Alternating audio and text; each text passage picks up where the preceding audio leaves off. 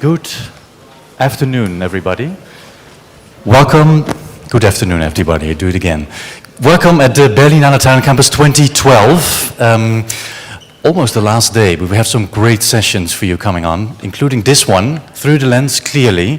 Please welcome on stage Mike Goodrich and Ed Lachman.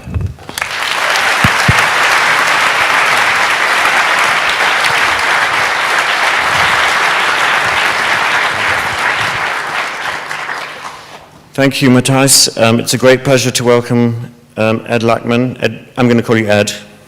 Pardon? I'm going to call you Ed. Call me anything. Ed Lachman is one of the great cinematographers. He's been working since the 70s. The breadth of work that he's done around the world with directors from different cultures and different languages is quite spectacular, and I would say unique. He's worked with different directors multiple times, from Nicholas Ray and Wim Wenders to Todd Haynes and Steven Soderbergh, Werner Herzog. There's a big German connection here. Todd Solondz. He's done film and television. He's directed movies. So we're going to, in just 45 minutes, have as much as we can cram in of Ed's experience and insight. We're going to start by, we've got a few clips to show, but we're going to start by watching a clip. It's actually the opening sequence from Import-Export, the last Ulrich Seidl film, which was in Cannes competition about 5 or 6 years ago, I think. And this will set the scene for the talk. So let's just watch that clip now.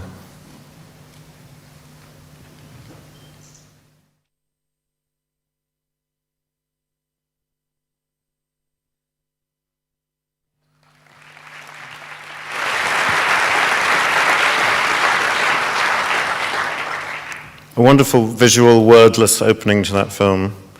Let's just talk about that film, actually. Let's talk about your relationship with Ulrich Seidl, tremendously influential maverick Austrian director. Well, I had the great fortune to meet Ulrich in Vienna through Werner Herzog. And it's kind of, in a way, ironic because I met Werner in Berlin maybe 35, 40 years ago. And Werner really gave me my start in film. I had seen his first film, Signs of Life, and we became friends. And he never looked at a foot of film that I ever shot and said, I want to work with you on my next film. And that was a documentary, La Soufrière, and then I worked on Stroszek. And then from Werner, I went to Wim Wenders when he came and worked on Amerikanische Freund with Robbie Muller, and I helped out, and then I did Lightning Over Water with him and Tokyo Ga in Japan. And then I worked with, I'm getting off the subject. No. But anyway, I just give you a little background, and then I worked with Volker Schlendorf on Gathering of Old Men. Basically, I worked with these, the new German cinema, the directors when they came to the States. I did one short film with Fassbinder. So anyway, Werner had seen at Telluride Film Festival a film that I did with Larry Clark called Ken Park, and he came up to me and he said, not bad. He said, but that's kids stuff. You got to see Ulrich Seidl's films. So that year I was invited to the Biennale in Vienna, and I asked the director if I could meet Ulrich Seidl, and he said, of course, I'll set up a meeting. So I had lunch with him, and we immediately kind of hit it off, but I hadn't seen any of his work. And then he left at the hotel his early work, a film like Losses to Be Expected and Models. And then I ran into him later that year at ITFA, the Independent Documentary Film Festival in Amsterdam. And he asked me if I'd like to work with him on his next film. And that was Import-Export. And I had the great fortune to work with he has an Austrian cameraman who's wonderful, Wolfgang Thaler. And we worked together on this. And the wonderful thing about Ulrich is a style in the way he approaches filmmaking, which I find quite unique and something I felt very close to, in which he researches a subject like import-export. He has an idea where this film was really about two characters. One character that lives in Austria and is a young person who's alienated from the world he's growing up in, and so there's kind of an emotional coldness. And then there's this girl, this woman who lives in the Ukraine, who's living in a physical coldness, and how their two worlds cross but never come together. He's actually showing something about the East and the West expectations of each other.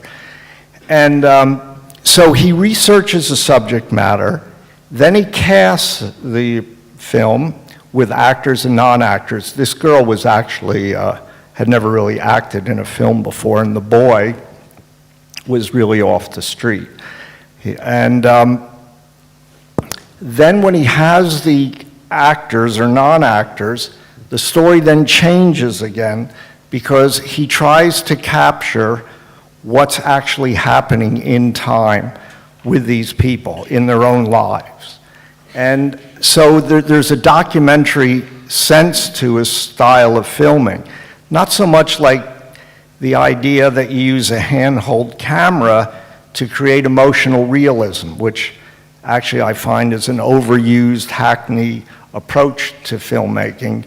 Now, everything in commercials and whatever is, if it's handheld, this is a real moment.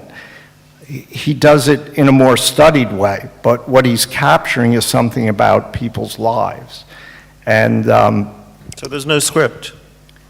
There's a script, but he never actually asks people to say lines. He sets up the situation for the characters, and if they ask him, well, what do you want me to do? He'd say, well, what would you do? And he actually shoots scenes over 3 or 4 times. We're in the situation, he sets up the situation, and then lets it happen. I hope he doesn't mind me telling him this. And then, and that's one of the reasons I wanted to work with him desperately, was to actually see how he got the kind of performances he did. I mean, here you don't really see, this is just,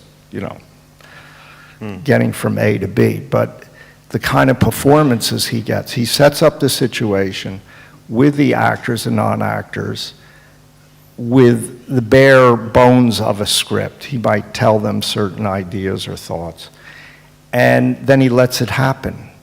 And so there's these tableaus that he sets up that are very structured and stylized.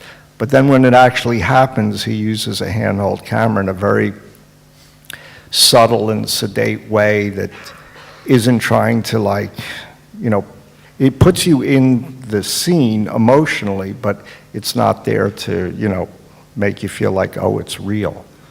You're not a fan of the Paul Greengrass jittery camera? Well, I'm a little tired of it.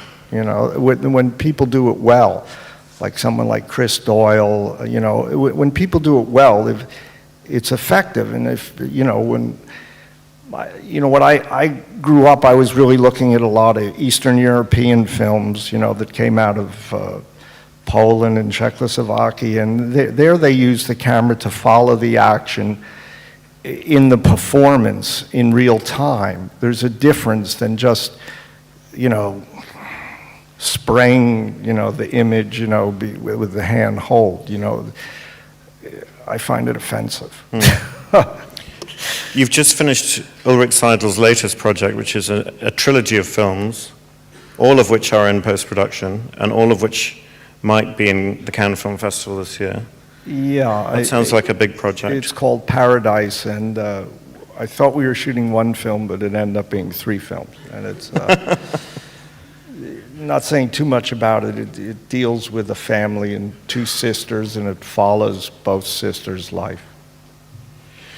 So let's go back to the 60s and 70s just to establish how you got into the movies and how you developed your love for cinematography?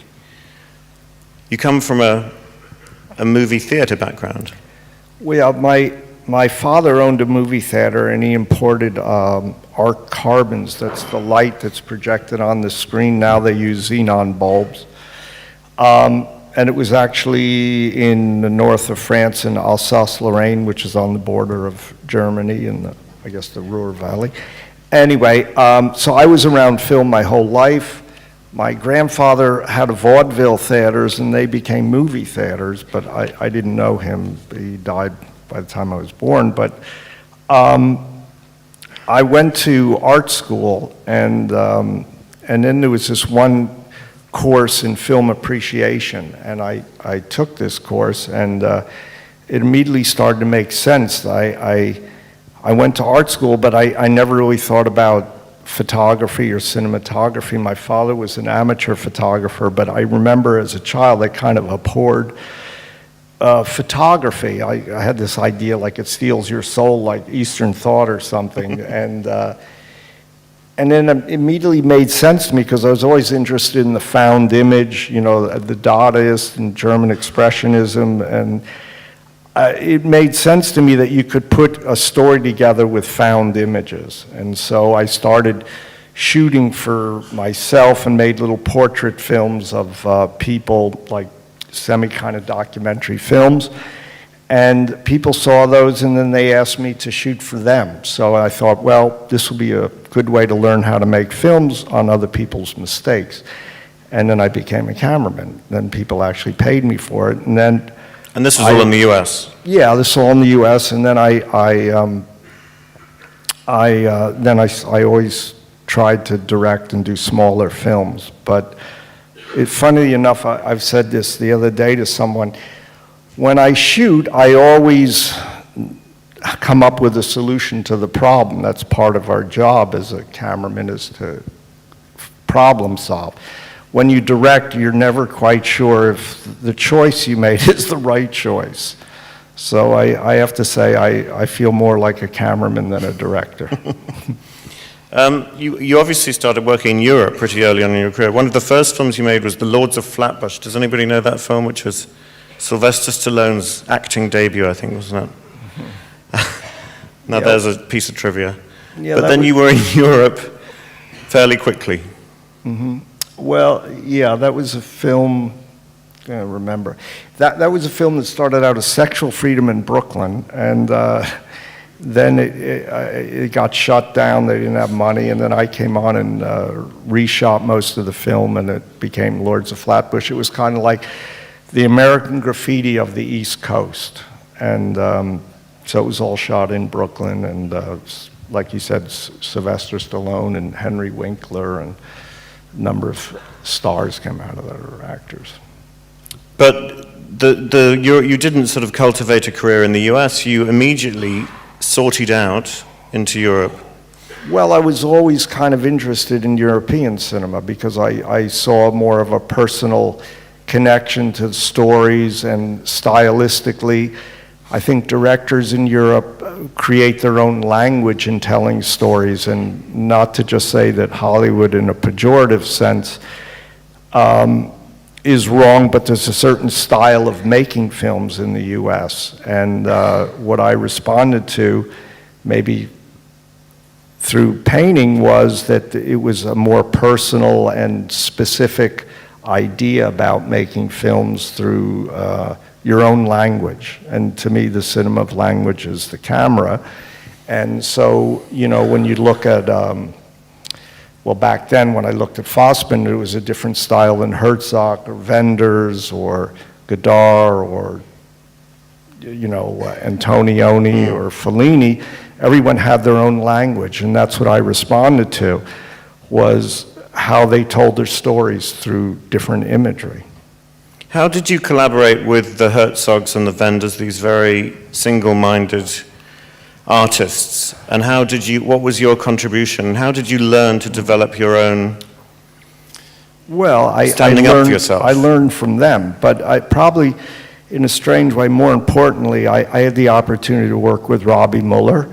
So I learned from him, and I watched and studied his style, where Robbie would work, wide open and work with what was in front of him and worked off of low light situations and not want to recreate, the environment. He would come in here and shoot it the way it is here and just implement what was here. And then I had the fortune in the United States to work with Sven Nykvist, Ingmar Bergman's cameraman. When they brought him to the States, they were looking for someone to be his stand-in, because of the unions, they didn't let Sven be the DP unless there was an American standby. So, strangely enough, it was my good fortune that De Laurentiis' son produced this film, terrible film, King of the Gypsies, and they were looking for a DP, and Federico, his son, was about my age. We hit it off, and so he hired me, and then Sven and I would just talk about Bergman films on the set all day. And the crew didn't know Bergman. They thought he was German. They had no idea who Sven Nykvist was. And so that was a great experience to work, or be around Sven on a set and watch him light. And then I had met Bertolucci in New York when he had brought The Conformists and Spider Stratagem. So when he came to the States to do La Luna, I did the New York photography on La Luna, and then I had the opportunity to work with Storaro, and then I worked with him on One from the Heart. So that was my best film school, was to work with these three incredible cameramen, totally different stylistically, but that I could understand. I had enough knowledge then that I would carry my spot meter on the set and kind of read the values of things.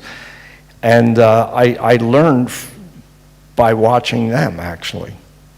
That's more than watching directors. I mean, do you think mentoring is an important thing? Work shadowing is an important thing in cinematography for young cinematographers? Yeah, I mean, well, look, the world's changed now, now it's going digital, but of course, to be on the set and watch someone's working habits, that's the best film school you can have. Well, the best film school is just watch films. But then if you're going to become a technician, the idea of watching how one person approaches light or the use of the camera versus another is the best film school. Let's look at another clip. But first, I mean, it's a Todd Haynes film. You've worked extensively with Todd Haynes. It's I'm Not There. Talk about how you work with Todd, how you worked on a project like this, which is actually a very challenging project. I think it was 6 different strands with different looks and different requirements from you.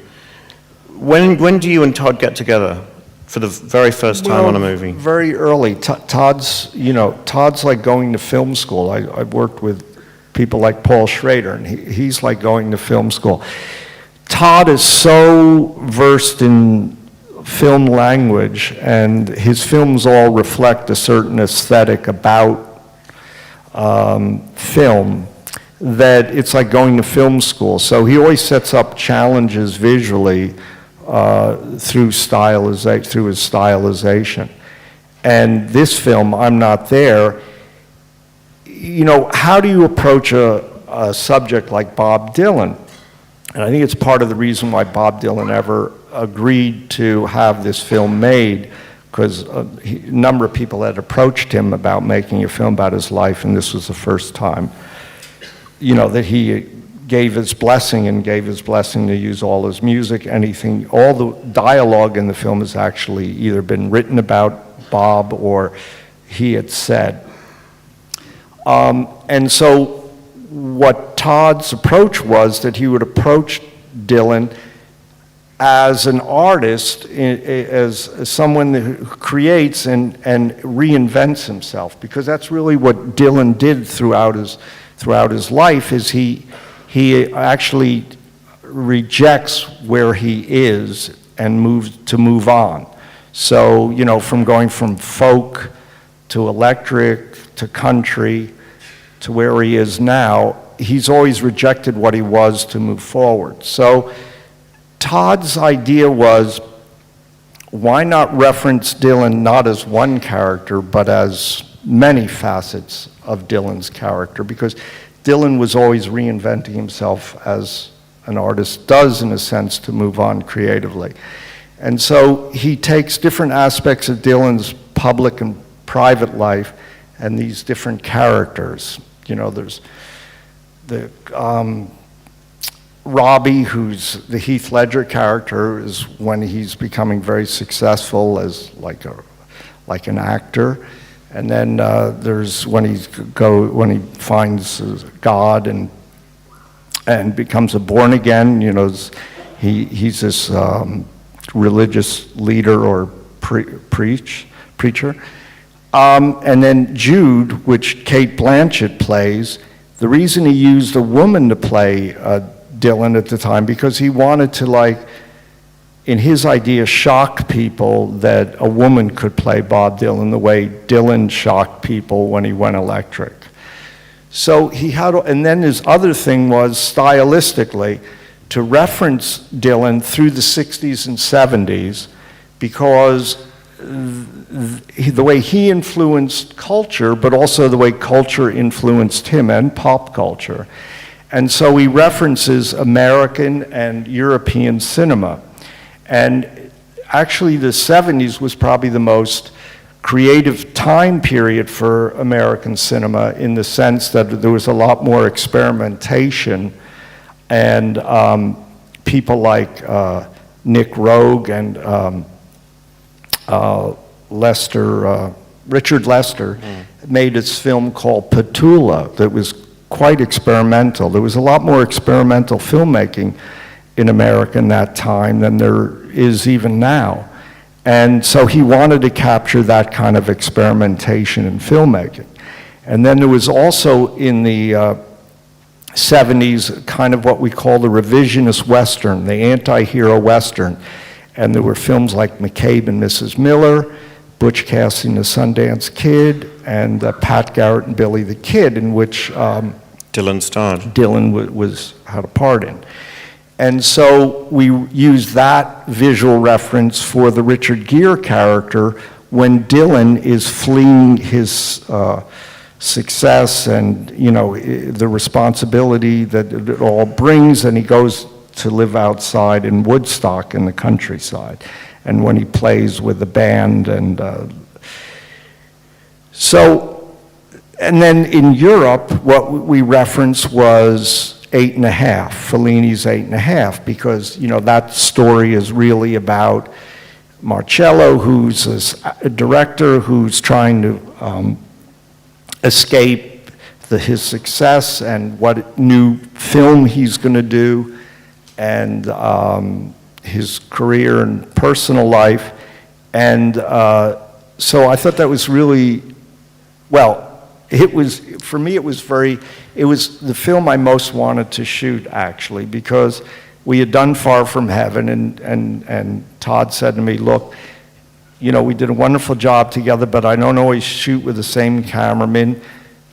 Like Godard said once to me, I want to use cameraman like an actor, so why would I use one cameraman? I'll use multiple cameramen. I was going to do a project with Godard that he was going to use 3 cameramen.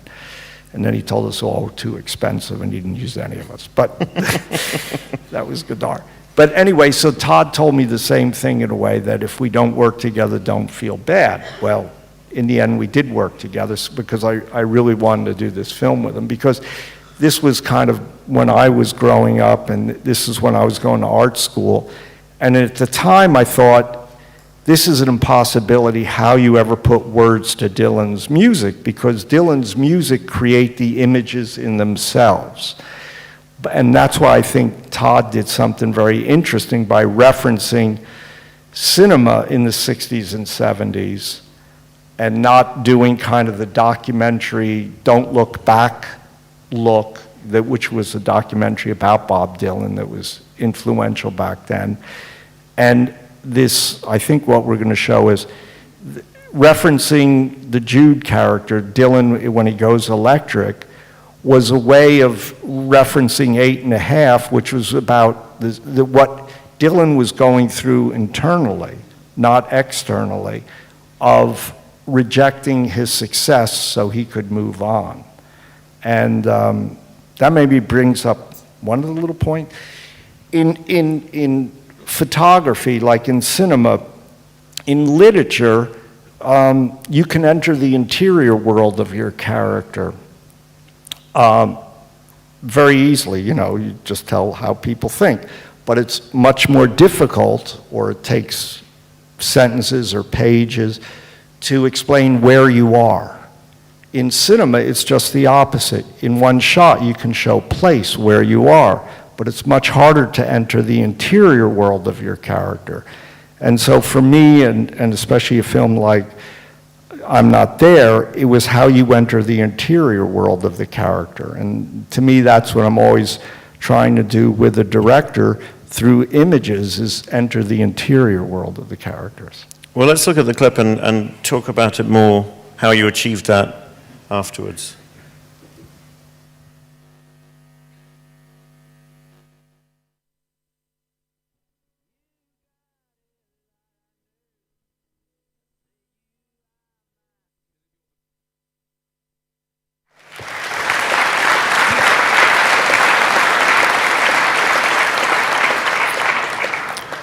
How does that clip illustrate what you were talking about before, about getting into the internal life of the character through images?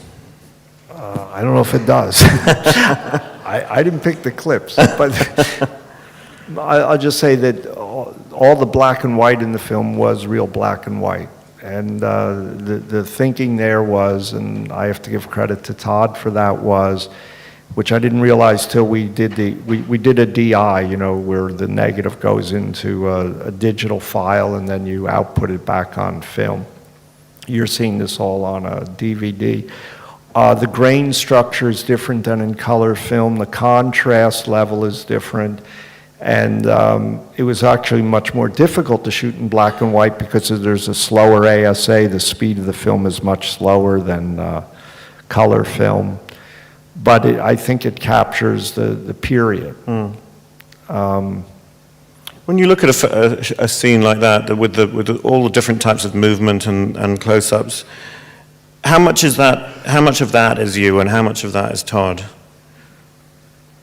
Well, every director is different in a sense. Some relinquish, the language of what you do with the camera more than others. Now, Todd's someone that understands the camera and has notes and has laid out every shot. And it's a starting point. If I see something on the set, but he comes in with a game plan and you work off of that game plan.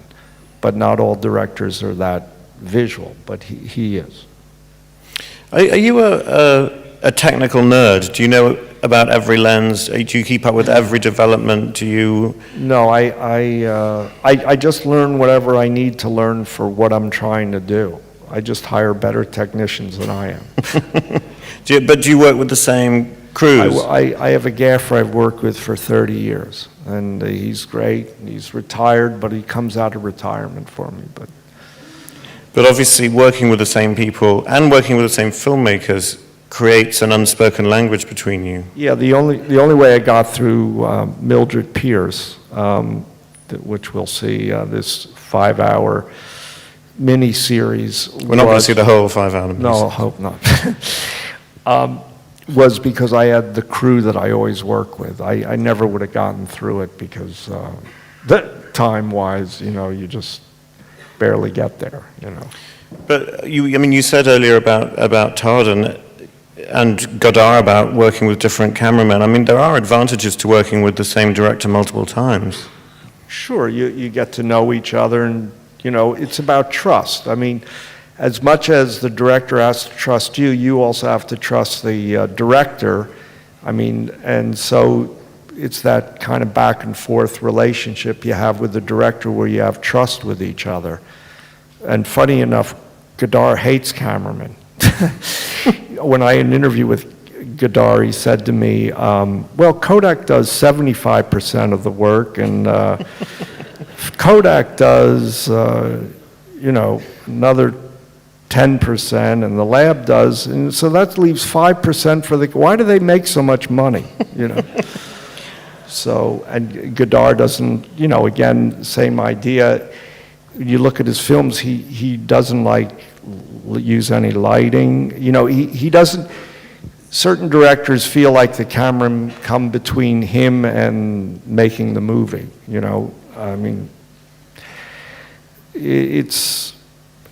Also in Hollywood, in a way, sometimes cameramen, I think, are treated fairly poorly, and it's like they just want to know how fast you are, and they don't really, fast is good, They all want it to look like, Storaro, but they don't want to take the time to get it to look that way. When you look at the great collaborations like Chris Doyle and Wong Kar-wai or Storaro and Bertolucci, they last for a certain amount of time, but then they stop. Is there a reason? Well, like any marriage, you take advantage of each other. And so I think that's what happens. Robbie Mueller and Wim, and Robert Richardson and Oliver Stone. There's a reason why you connect with each other, and then I think you just take advantage of each other, and somehow I think sometimes what happens for the director is they feel like the cameraman's getting more praise than they are. And when you work with someone like Bertolucci, he's actually a great cameraman himself. He literally would get on the camera and set each shot. He would do the move and then find the shot on the camera, then hand the camera over to his operator. And Storaro would do the lighting, the sets I was on with him. But, and Wim has a great eye for images. And so really, I think that relationship is when the cameraman's able to implement the vision of the director. And do you think a cameraman is fundamentally, obviously, in service to the director or to the story, or to both? Both.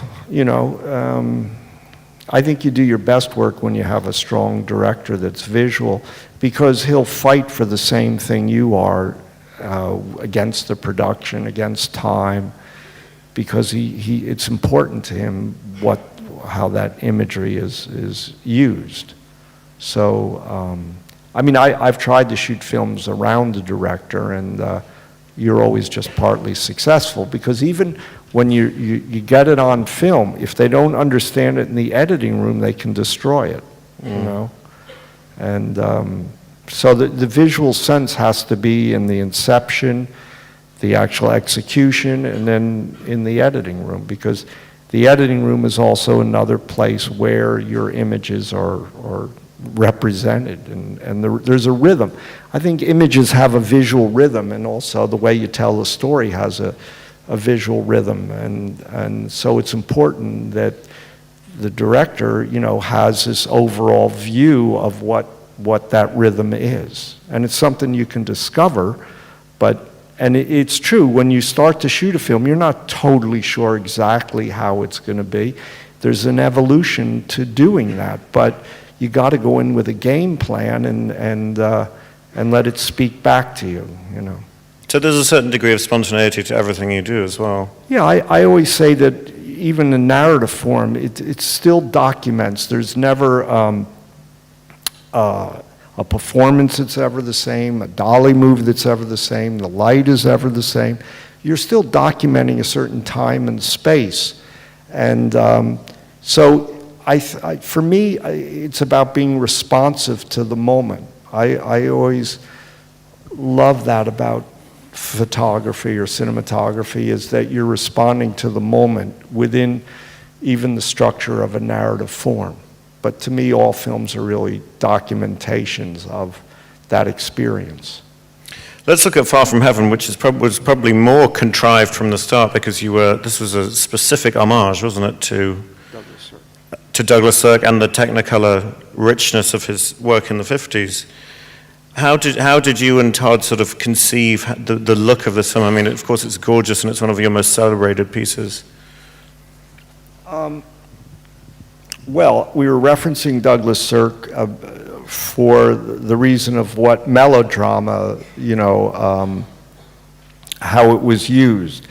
The interesting part is, Douglas Sirk came out of Brechtian Theater in Berlin on the East Side, and another German connection there. Yeah, and he was actually Danish. Well, you probably all know that. He was from Denmark, and he worked here, and then he left Germany late and came to the States, and actually had a hard time working in the States. By that time, Fritz Lang and von Stroheim and everybody was already there.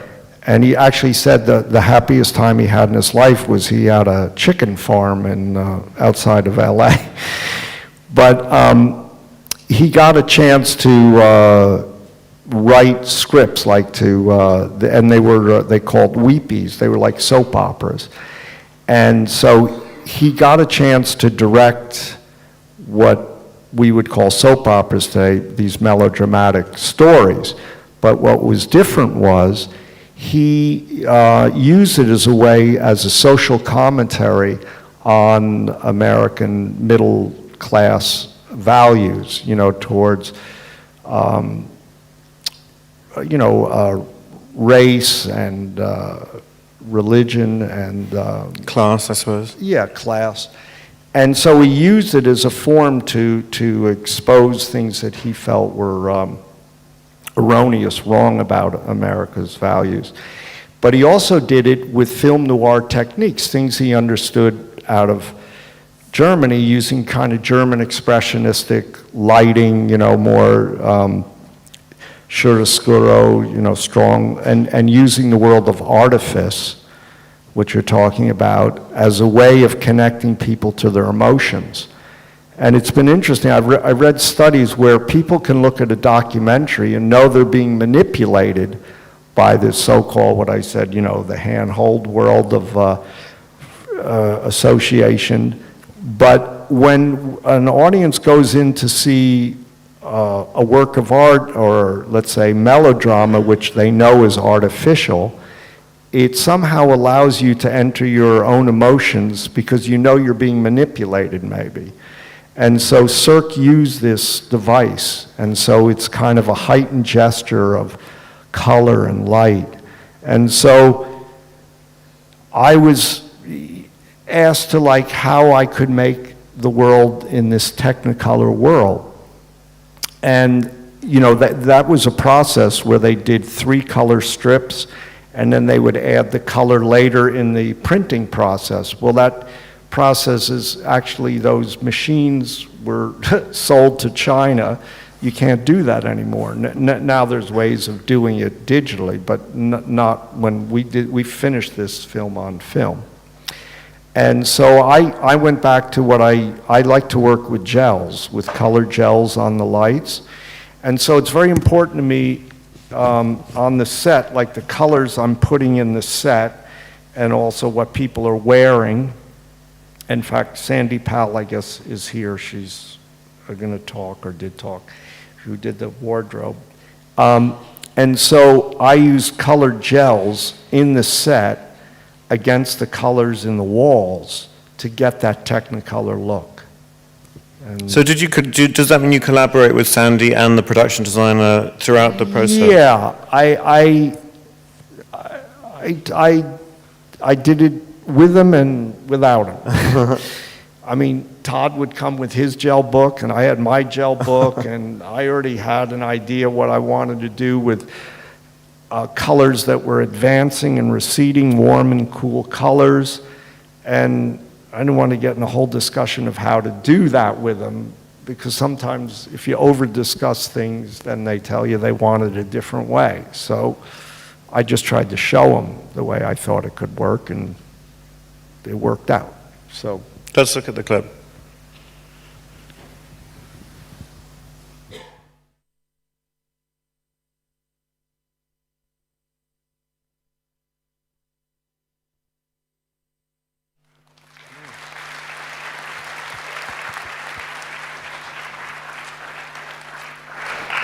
beautiful lighting and arrays of colors and light in that scene. She was pregnant, wasn't she, Julianne Moore, when she made that film? Did that give some challenges to you? Well, no, they just kept making the dresses bigger. But I mean, it worked for her because, you know, it's 50s and women were more voluptuous then, and so it kind of worked. But I mean, also, you know, all right, the photography, but you see the music, the style of acting, everything is implementing that style of heightened gesture and the artifice of the moment. And so, you know, one shouldn't see it as naturalistic, but it works on that emotional level of, you know. This had to be shot on film, didn't it? This was shot on film. Could you have shot this today on digital and still had the same beauty, do you think? Well, not in my mind, but the world's changing. I mean, that argument about, you know, I always say it this way in a weird way. You know, they always say the digital world looks filmic. It can look filmic, but nobody ever says the filmic world should look digital. Well, maybe Michael Mann does, but you know, I'm not so crazy about his work. But anyway, I think the difference, and I've thought about this a lot, is, and I've tried to talk to people about the digital imagery, and now with this new camera from Aeroflex, the Alexis, everybody has, you know, greatly embraced the digital world, and it seems like the demise of film. But what I will say is the color spectrum is totally different in the digital world than film. I would have a harder time to create these kind of colors in the digital world as I was in film. And also, the grain structure, there isn't grain in the digital world. And it's on a chip, one chip. And the problem is, for me, is shadow, highlights, and the color spectrum is on this one plane. And in film, there's these three layers. The RGB, red, green, blue. And in these three layers, to me, it's like an etching. The light is actually going through these layers, and depending on, not to get technical, but depending on the amount of exposure, it activates the grain, the silver haloids. And the larger grain is for the speed of the film, and the tighter grain is for the highlights, for when you have more exposure. And the movement of the grain is movement when we're looking at a film. There's something alive about it. And digitally, you lose that movement. You lose that texture. For me, there's still more depth in a photographic image than there is in a digital image.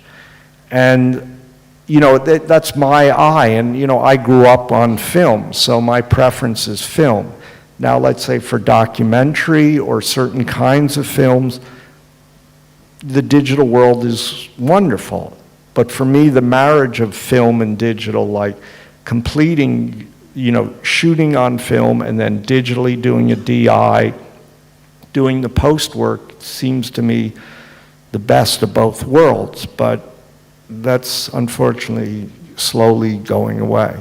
Have you shot a film on a digital camera? I've done two films. I did Prairie Home Companion, which was very controlled lighting on a stage with Robert Altman, and I was happy with the results, but I spent a lot more time in the post to get the results I was looking for than I would have had on film. And also this idea that the digital world is less expensive than film, I think, is erroneous. I mean, it's what happens is you end up shooting more on the set because it's cheap, and so then you pay more for the transfer.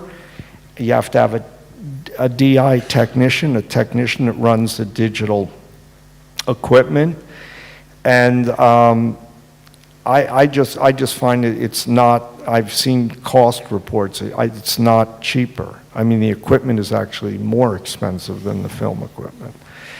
And then the other film I did was Life During Wartime, in which I came on, and so that's what the way they were going to go. And again, it looks all right, but I would have been happier with film. Let's look at a clip from Life During Wartime. Nice little seg there, which is a Todd Solondz film, probably one of his best. Let's look at the clip and see if we can tell it's digital.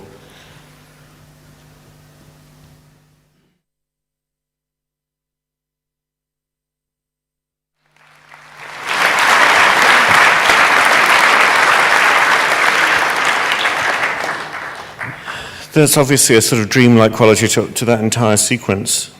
Looks all right. Yeah. Well, I see a lot of artifact. I mean, we're looking at a DVD, but Yeah. it was a lot of work to get it there. You know, that was actually with the red, and that was like an early red. Do it a lot. I mean, for a cameraman, I can tell you problems working digitally. One, I hate looking through a viewfinder and seeing a TV image. I'm not looking through, now the Alexa, they have an optical viewfinder, it's called, that you actually look through and see what you're looking at. So that to me is a disadvantage, to look at something to evaluate light and what you're photographing through a digital representation of that. And like I say, color responds differently to it, and exposure. They're much more limited in the exposure range. Now they say with the new Alexis, it has 14 stop exposure latitude from highlights to shadow. But I talk to colors and they say that's not exactly true. I don't know, so I can't say. But I know, you see, when I go and shoot with a piece of film, I know what I can expect back from it. And the digital world, I'm working a little blind. You know, when you have a technician on the set, he's telling you what you can do and not do. So I don't like that. Do you operate your own camera all the time? I try to operate. I have bad legs. I can't hand hold anymore. But yeah, I like to operate because the immediacy of the image, and there's interplay between the performance and the operating. And like I said, there's a rhythm in how you shoot and how you make a move, and so I like to be part of that. And just on that point, the actors. Obviously, you've worked with a million great actors. What's that special relationship between a cinematographer and the cast? Well, I think the actor, and it's true, I mean, I think that's why Steven Soderbergh wants to operate his own camera, and you're the first audience, so there's that relationship with you and the actor, because in a way, you're seeing the performance, the most direct. And so there's a relationship between the operator and the actor, and sometimes I'll even say there's a technical problem, focus problem, if I think the actor wants another take. So there's generally a trust. It's a great place to be, because there's generally a trust between the actors and the cameraman, because they rely on you if it's good or not. And do you understand what that kind of star quality is when you're operating as well? When you're shooting Madonna and Desperately Seeking Susan, or Julia Roberts and Erin Brockovich, or two of my most unfavorite people. or like Charlotte Rampling in Life During Wartime. Yeah, that's better. I got one. No, I mean, it's really interesting. Sometimes when you're seeing something through the camera and you think it's so small that it doesn't read, those are the performances that are the strongest. When you think they're not doing anything, that's because acting for the camera, it has to be internal. They have to show something what they're thinking and feeling from the interior, and if you try to externalize that, I think it's always too much. You know, if it's too physical, you know, that's more on a directing level. I'm talking as a cameraman. Another couple of great actors we're about to watch, Kate Winslet and Guy Pearce. The miniseries, you talked about some of the challenges of that. More challenges on Mildred Pierce because it's set in Southern California in the 30s, and you shot it on the east coast of the US, which presumably has an entirely different light. So talk and it about was shot that. in Super 16. Wow, okay. And it was 5 hours, so it must have been a marathon shoot. Yeah, I was lucky enough to have my A crew in New York and working with Todd again, and but of course it was very ambitious what we tried to do. Because we tried to shoot it like a film, not just coverage for television, and so you know, there were long extended takes. But with really good actors, you can do that because you're not wasting a lot of time to get a performance. So many of the takes are 1 or 2 takes, and then you move on, else you never could get through your day. Let's look at the clip.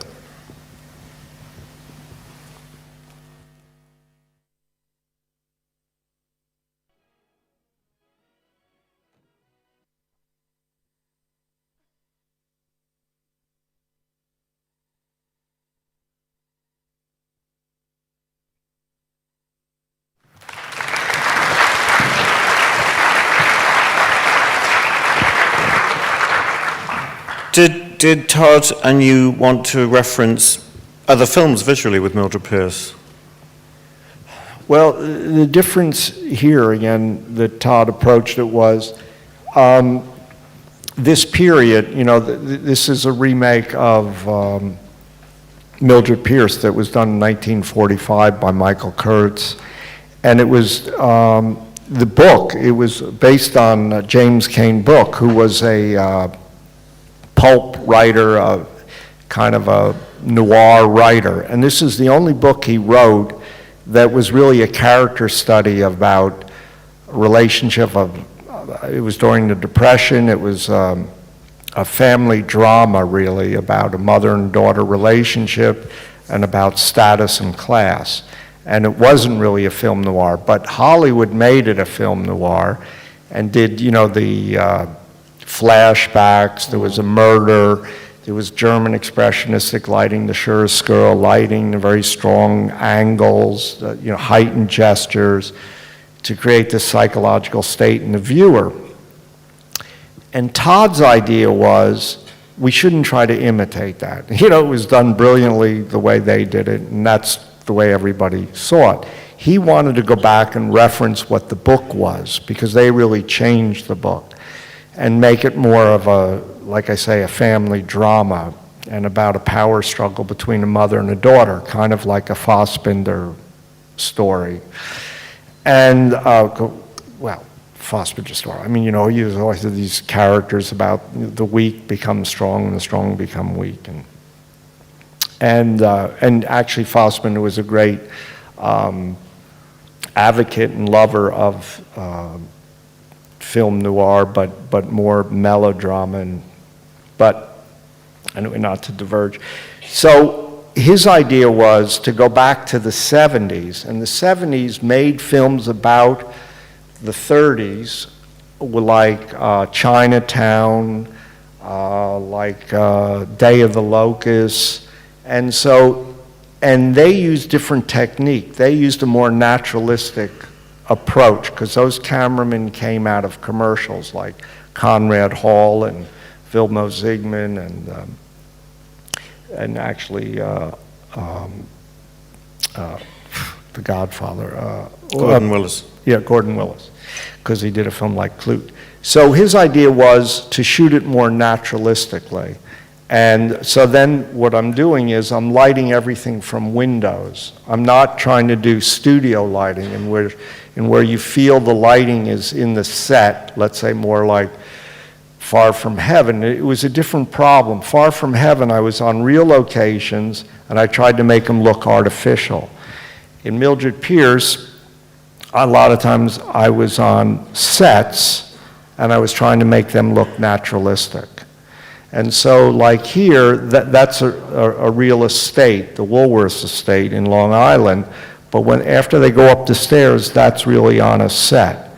So again, because of the time restraint, we came up with this idea, the gaffer and I, we would light the set, and wherever the actors ended up, that's where it would be. I mean, unfortunately, it looks like they pick clips today that people sit and they talk to each other, but I could have shown you other clips that would have demonstrated, the lighting the environment better. But basically the approach we used to get through the day was to light the space and let the actors move in the space. And then when you go in the close-ups, a lot of times you relight for the close-ups. We didn't do that. We let the light be whatever it was. And that, I think, captured a certain kind of naturalism, even though it's a little expressionistic, it's still more natural than using studio lighting, that would have been more of a technique of, let's say, Far From Heaven. And that Southern California brightness that you had to recreate. Yeah, I tried to capture that, and I also tried to, we looked at two visual references for the film. There was photographers in the 30s during the Depression. It was called the Farm Security Administration, which the government sent out photographers to document America during the Depression. It was to give work to the artists, but it was also to document a certain time. And those, actually, strangely enough, one of the photographers, John Vachon, was actually the father of Christian Vachon, our producer, documented Los Angeles, and it was early color photography, and it didn't have the full color spectrum, so I tried to recreate a color spectrum that wasn't what we would see today. So I used a lot of yellows and greens and magentas in which those film stocks seem to lend themselves to, and not a fuller spectrum of color. And then the other, we found a photographer, a still photographer called Saul Leiter. He was a contemporary of Robert Frank. He lived in New York. I think he's still alive, actually. And he was a painter, but his subject matter, even though he was a social realistic photographer, a street photographer, he was more interested in the surface and the textures, and he photographed things more like an abstraction than for his content, rather than photographing, social documentary stories about people. And so, again, you don't really see it in this footage, but there's a lot of images in the film that are kind of abstract, and it could be seen as Mildred's being observed by her daughter. So there's always about point of view in the film about who's watching Mildred. Is it her daughter, or is the world becoming fragmented? As her emotional state is breaking apart, we're seeing her fragmented visually. And maybe that's another aspect about cinematography or storytelling is, to me, the most important thing is about point of view, like who are you telling the story through? And maybe that's something else that I respond to in European cinema. You don't have all the time and money to shoot everything in 8 different ways, because I think sometimes in Hollywood the producers think they'll make the film in the editing room. But by doing that, they lose a point of view. And in Europe, when you don't have as much time and money, you shoot your camera as more of an instrument of a point of view of who you're telling the story through. And I always think that's a stronger way to tell the story. And maybe the digital camera, because it gives you so much, you can shoot as much as you like. Yeah, maybe. There's a problem for that. Maybe. Let's have some questions for Ed. I answered them all. No, I'm sure there are some more. There's one over here. I just wondered with import-export, it looks like you were filming in pretty extreme circumstances, not just the weather. I just wondered what challenges that presented and how you dealt with them. Well, Ulrich only shoots with 2 lenses in Super 16 and 16 millimeter. He only wants to shoot in 16. which is good because then you have more depth of focus than you would in 35. But you shoot wide open mostly. On most of the interiors for Ulrich, you're always shooting at 1:3. So that's a challenge for the focus puller. Because he doesn't want any lights. So he lets me put a bigger light bulb in or a fluorescent light, but he doesn't want anything to interfere between the performance and the filmmaking, and so he tries to restrict the amount of technical apparatus and the people, a very small crew when you work with Ulrich, maybe 4 or 5 people. Follow that up. What about the exteriors? I mean, I was thinking particularly the estate, the housing project estate, that it's quite extraordinary scenes that felt as though it could be quite tense actually to be in, and also the meeting I think with Paul as a character when he gets in the subway, those kinds of real looking. Well, he steals shots. I mean, we're used to getting permits. Well, you never get a permit with Ulrich. So we've been thrown out of the subway stations, and I don't want to talk about the next film, but he got people out of a singles club and just wild, It's part of the fun working with him. We're shooting a student film in a few weeks. I was just wondering if you had any advice for shooting films at night? Wait, where are you? Just over here. Over here. Oh, shooting films at night. Well, Yeah. pick a lit location. Well, you're probably going to shoot it digitally, right? Yeah, we are, yeah. Yeah, well, you're going to see what you're getting almost, so... the thing with night exteriors, it isn't the highlights. To me, it's about how you play the shadow detail. I can always tell if somebody knows what they're doing by how they play the highlights off of the shadows. So for me, I always love to read a little detail in the shadow and not let the highlights just blow out. Of course they do in the background where there's cars or street lights or whatever, but the other secret is, for me, is to balance to what's out there. Like I hate, which I kind of ended up there doing, that when you can light one street and then the rest of it goes black, or, so I try to implement and light things in space so they feel like they're part of the whole space and not like, oh, I could light this and nothing else is left, Thank you.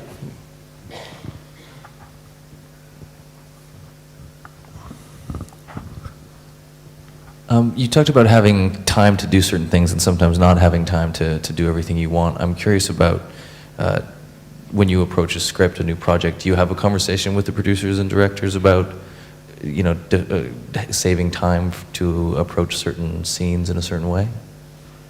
Yeah, a lot of times, I don't know if I should tell you all these secrets, but a lot of times they write scenes for night that you don't have enough time for night. So I try to maybe sometimes push those scenes into dusk, because I think sometimes it's more visually interesting because you see more. So I try to tailor the script for what you can do time-wise. So yeah, I will make suggestions like, oh, could we shoot that scene at dusk rather than at night? Or if we shoot it at night, can we shoot in a location that's more forgiving, So yeah, you try not to bite off more than you chew, It's just like I would rather do something small better than big and not be able to do it, Yeah, just try to be realistic to what you have as a budget. Is there a question up there anywhere? Because we can't see you from here, really. No. Do you often try to stay also at the rehearsals with the actors, or is it? How does it work? It especially interests me if you have non-actors and actors, because often it could be quite difficult. Sometimes the non-actors are better. But how, do you have experiences in this? Yeah, well, with Ulrich, there's no rehearsals. The rehearsals you shoot. So that's what he wants. He wants that immediacy in the response. The same thing with Robert Altman. He would shoot with 2 or 3 cameras and let it just happen, because he wants that improvisation, the feeling of things happening before the camera for the first time. But let's say Todd Haynes, there are rehearsals. So every director and every situation is different. And strangely enough, that's why I like a lot of times documentary cameramen as my operator, because they have the immediacy of getting it right the first time, then feeling, oh, I'll get it right the third time because I'm seeing it the third time. So a lot of times I like documentary cameramen to be my operator, because I feel they're more in tune with the moment. Because everybody has their own way of moving and rhythm, and so, you know, you have to, it's kind of intuitive how you are with that when you operate. What about on Ken Park? Did you shoot Ken Park as well as co-director? Yeah, I shot that. That was the one time I got to direct and shoot, and so I directed through the camera. I mean, Larry worked with the kids, and that was, you know, liberating for me, because I worked more like Eastern European filmmaking, where I do a 2-shot, and then knew where the scene fell apart, and then I could cut into a close-up.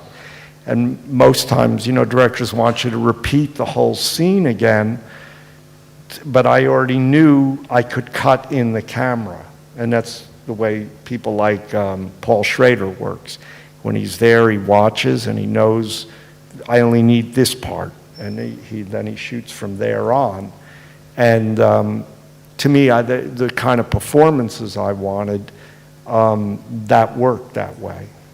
Where, again, there was a script, there was dialogue, but there were kids, but I wanted them to, like, take it from there and be in the moment with the performance, so I could respond with the camera. And I was saying, you know, about handhold, you can do that with a zoom lens on sticks, on a tripod, if you're responsive and sensitive to what's happening. You don't have to do that handhold.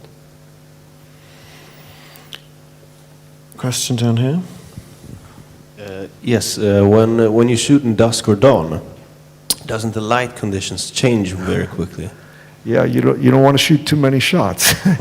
Or you shoot over a couple different days. But of course, yeah, that's the other problem, that, you know, there's only so many shots you really can get at dusk. So, I mean, one trick is shoot the wide shots when the light is just there, and when you shoot the close-ups, you can cheat them a little more. And it's the same way when you're outside and there's sun and clouds. Get the wide shot, you know, for what you want, the clouds or the sun, and then when you go into the close-ups, you can cheat those a little. So yeah, that is the problem at dusk, of like, how much of a time frame do you have to shoot with the light looking consistent?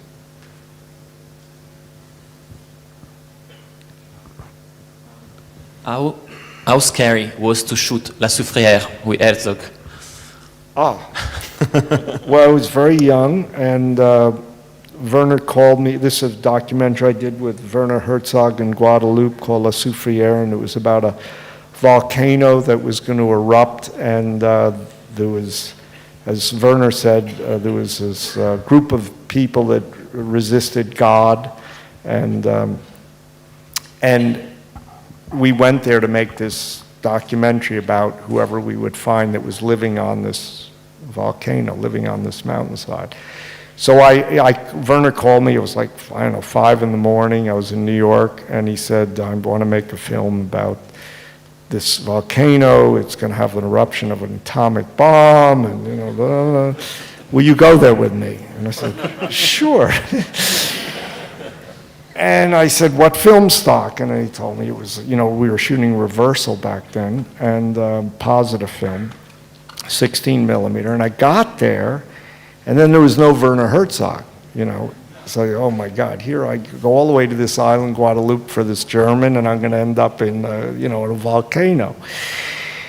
But he arrived with his German cameraman, I wouldn't say it right, Ulrich Schmidt von Rheinwein, close. And we made this film, and it was, I did ask Werner at one point, because he left me in this town, and then he went with Ulrich to look for these people.